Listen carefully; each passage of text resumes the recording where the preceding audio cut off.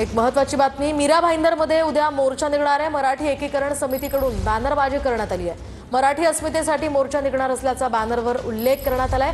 महाराष्ट्रात मुजोरपणा खपवून घेतला जाणार नाही असा इशारा बॅनरमधून देण्यात आलेला आहे। तर आपण पाहतोय सध्या मराठीच्या मुद्द्यावरून सध्या राजकारण चांगलंच तापलेलं आहे। एकीकडे काही इतर समाज बांधवांनी सुद्धा मोर्चा काढला होता।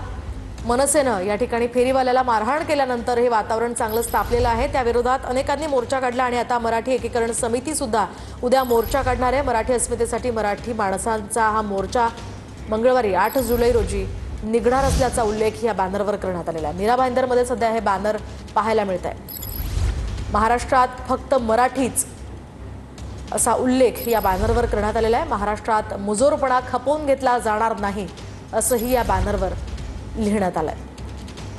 अधिकची माहिती आपण जाणून घेऊयात आमचे प्रतिनिधी वैभव घाग यांच्याकडून। वैभव, काय सांगाल, सध्या मीरा भाईंदरमध्ये राजकीय वातावरण मराठीच्या मुद्द्यावरून तापलेलं दिसतंय, काय अधिकची माहिती आहे? मोहिनी, अगदी बरोबर आहे।